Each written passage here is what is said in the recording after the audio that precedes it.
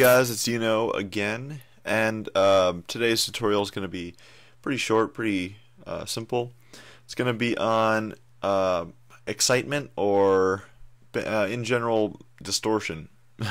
So you're probably thinking, what is this excitement he's talking about? Well, that's basically all it is. It's just it's a musical distortion. So to explain this, I'm going to show you our old friend, the 3x oscillator, and our old friend, the parametric EQ, just to kind of demonstrate what each of the sound waves look like underneath the EQ, or on the graphic equalizer. So first, I'm just starting out with a basic sine wave, and you'll notice that only one little light will light up at one time on the parametric EQ.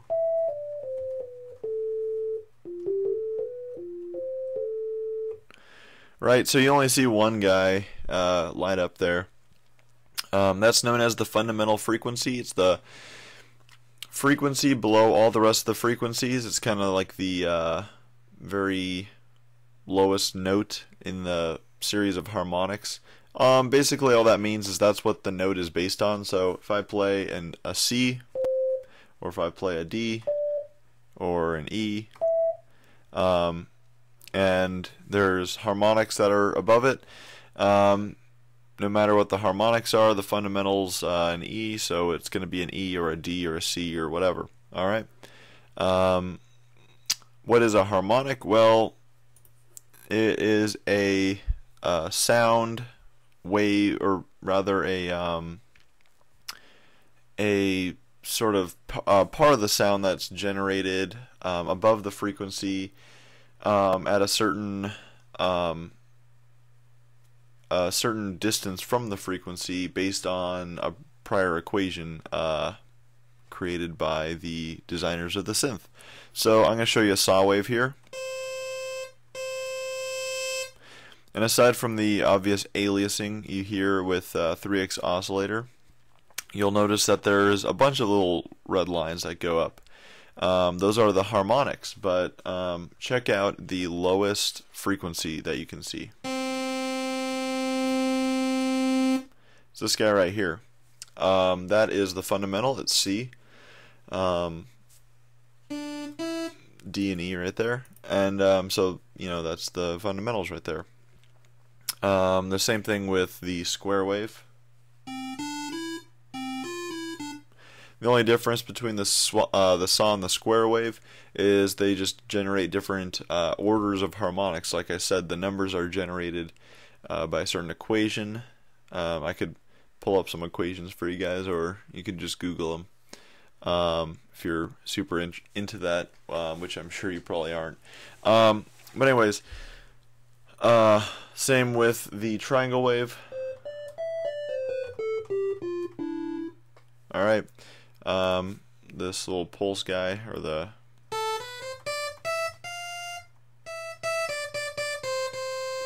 and you'll notice it's flashing down low. That's just because there's an alias problem with the 3x oscillator, but that's pretty much it.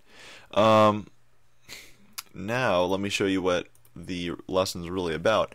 So when we talk about excitement, we're talking about distortion. Distortion, as I showed you, is simply adding harmonics above the fundamental frequency that's being played.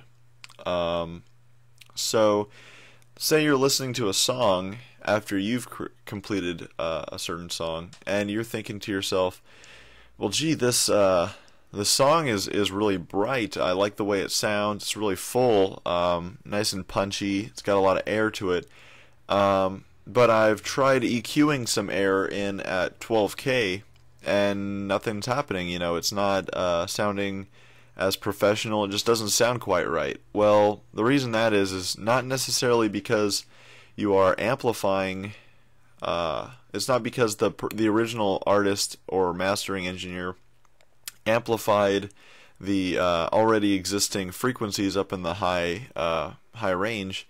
It's because they simply probably added frequencies using an exciter, or distorting it basically. It's just a very, it's not a really gritty distortion when we're talking about excitement. We're just talking about a kind of smoother, more controlled distortion that you can just barely hear, but it just sounds really, really nice. And when you hear people talk about analog warmth or analog gear, stuff you get with hardware, that's usually talking about distortion that's created when you record through a hardware piece. So anyways, let me demonstrate to you a very, very obvious example here for you. So here's our sine wave, right, playing C, and let's turn on the excitement. I'm gonna see how on the graph here it shows the frequencies being played right here. This is a multi-band exciter from Ozone, part of Isotope Ozone, the mastering bundle thing, and or part of the program rather, and it's solid, like I said. Always recommend it. I'm just gonna turn the excitement really high on here. See that?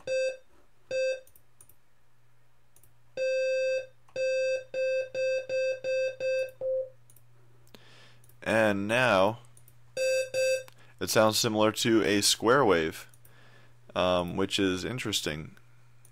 So like I said, it adds harmonics.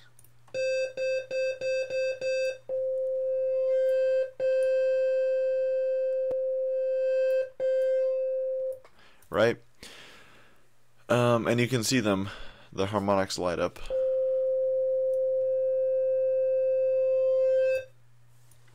Okay.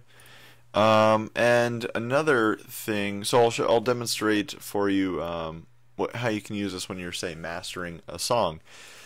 I'm going to delete this. Okay, so here's a track I mastered for DJ ArRod, and he's a pretty good music producer. I think he's from Australia. We might be doing some collaborations pretty soon. But anyways, so take a listen.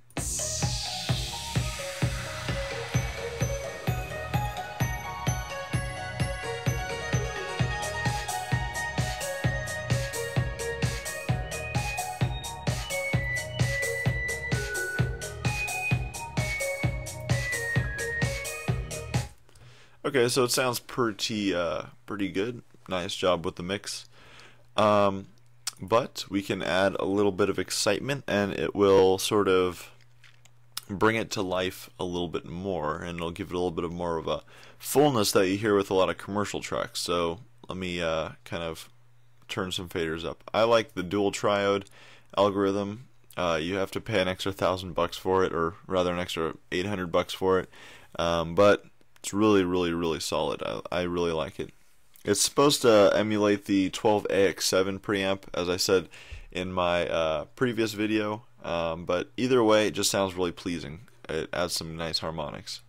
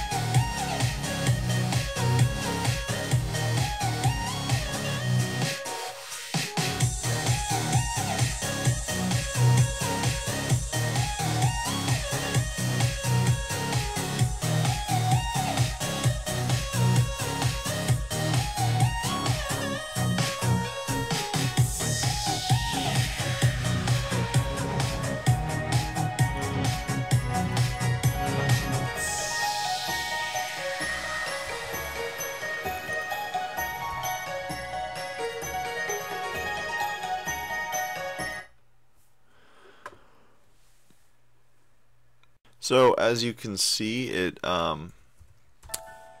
adds a bit. I'm going to play it for you one more time. I'm going to switch. Right now it's on. When I do this, turn the bypass on. It basically bypasses all this, obviously.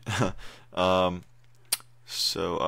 just listen really hard. I don't know if you're going to be able to hear it through my microphone, so I'm going to try to turn it off and just do a direct input. So have a listen.